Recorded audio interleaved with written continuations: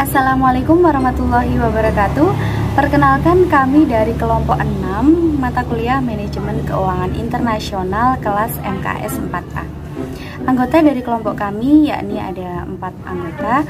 Yang pertama ada Yeni Amalia dengan NIM 12640620105. Yang kedua Mufidatul Ilmiah dengan NIM 12640620118. Yang ketiga Binti Latifatul Badriah dengan NIM 12640620132. Dan yang terakhir Nurul Lailatus Saadah dengan NIM 12640620145. Baik, yang akan kita bahas kali ini adalah materi mengenai peramalan nilai tukar. Seperti apa sih peramalan nilai tukar tersebut? Mari kita simak penjelasannya berikut ini. Baik, di sini saya akan menjelaskan mengenai tentang teknik-teknik peramalan. Itu yang pertama ada peramalan teknis, yang kedua peramalan fundamental, yang ketiga peramalan metode atau market base, yang keempat perpaduan atau mixed forecasting. Yang pertama peramalan teknis. Peramalan ini menggunakan data tingkat kurs history dan kadangkala peramalan ini dilakukan hanya dengan pengamatan data tanpa menggunakan perhitungan statistik. Namun tidak jarang pula perhitungan statistik disertakan dalam peramalan.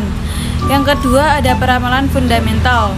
Peramalan ini didasarkan pada hubungan fundamental antara variabel ekonomi dan tingkat kurs.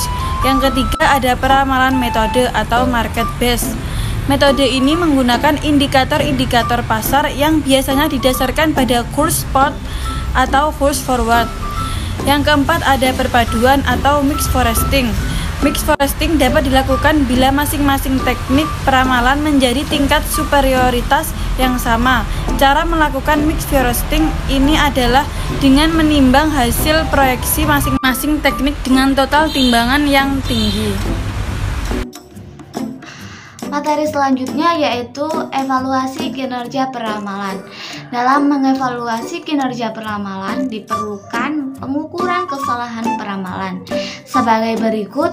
Kesalahan peramalan absolut sebagai persentase dari nilai realisasi yang dapat dirumuskan hasil peramalan dikurangi nilai realisasi dibagi nilai realisasi.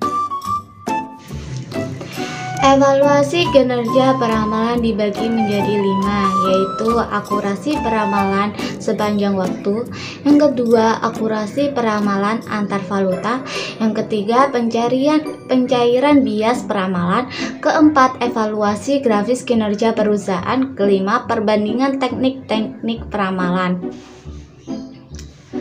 Yang pertama, akurasi peramalan sepanjang waktu. Untuk mengetahui apakah terjadi peningkatan akurasi peramalan dalam beberapa tahun terakhir, jawabannya terkandung pada metode yang digunakan untuk membuat prediksi. Yang kedua, akurasi peramalan antar valuta. Kemampuan untuk meramalkan nilai valuta bisa jadi bervariasi menurut valuta. 3. Pencarian bias peramalan. Dengan mendeteksi bias, sebuah MNC dapat merevisi proyeknya untuk memperhitungkan bias agar dapat meningkatkan keakuratan peramalannya. 4. Evaluasi grafis kinerja perusahaan. Kinerja peramalan dapat dievaluasi mencapai sebuah grafis yang membandingkan nilai hasil peramalan dengan nilai aktual untuk berbagai periode waktu. Kelima, perbandingan teknik-teknik peramalan. Pada saat sebuah MNC mengevaluasi kinerja peramalannya, MNC tersebut harus menyadari bahwa kesalahan sering terjadi. Untuk meminimalisasi kesalahan, paling tidak perusahaan multinasional perlu membandingkan kesalahan peramalan dari berbagai periode peramalan yang tersedia. Selanjutnya adalah materi yang ketiga mengenai peramalan dalam pasar yang efisien. Nah, di dalam menentukan efisiensi di dalam pasar valuta asing dibagi menjadi 3 bentuk. Yang pertama adalah bentuk lemah, yang kedua adalah bentuk semi kuat, dan yang ketiga adalah dalam bentuk kuat. Oke, yang pertama adalah dalam bentuk lemah, yaitu pasar di mana semua informasi nilai tukar historis dan berjalan telah tercermin dalam kurs-kurs spot yang berlaku. Nah, yang kedua adalah efisien dalam bentuk semi kuat, yaitu pasar di mana semua informasi publik yang relevan telah tercermin dalam kurs-kurs yang berlaku. Dan yang ketiga adalah efisien dalam bentuk kuat, yaitu suatu pasar valuta asing di mana semua informasi publik dan informasi non-publik yang relevan telah tercermin dalam kurs-kurs spot yang berlaku. Riset yang dilakukan oleh Cornell dan John Dietrich dan riset yang dilakukan oleh pihak-pihak lain menemukan bahwasanya pasar valuta asing tampaknya lebih efisien dalam bentuk lemah dan juga bentuk semi kuat. Nah, walaupun pasar valuta asing ini umumnya efisien dalam bentuk semi kuat, namun peramalan nilai tukar masih tetap perlu untuk dilakukan oleh perusahaan-perusahaan multinasional. Nah, tujuannya bukan untuk mendapatkan laba spekulatif, tetapi untuk menghasilkan proyeksi-proyeksi nilai tukar yang memadai dalam rangka mengimplementasikan kebijakan-kebijakan perusahaan. Ketika sebuah MNC menilai kebijakan-kebijakan yang diusulkan, mereka biasanya lebih suka untuk membuat prediksi nilai tukar sendiri daripada menggunakan kurs berbasis pasar sebagai perangkat peramalan nilai tukar di masa depan. Nah, perusahaan-perusahaan multinasional ini biasanya menginginkan lebih dari sekedar estimasi nilai tukar dalam bentuk angka tunggal untuk jangka waktu 1, 3, atau 5 tahun dari sekarang. Nah, mereka kadang-kadang lebih memerlukan estimasi batas bawah dan batas atas dari pergerakan nilai tukar atau range estimate.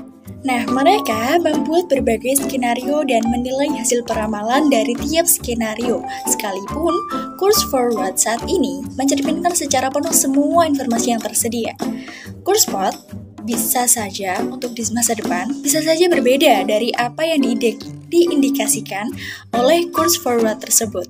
Nah, sehingga perusahaan-perusahaan multinasional perlu untuk menentukan batas bawah dan juga batas atas dari pergerakan nilai tukar dalam rangka menilai sejauh mana kinerja operasi mereka akan dipengaruhi. Baik, itulah pemaparan materi dari kelompok kami. Semoga dapat bermanfaat untuk kita bersama. Tetap semangat belajar dan janganlah putus asa. Kurang lebihnya mohon maaf. Terima kasih. Wassalamualaikum warahmatullahi wabarakatuh.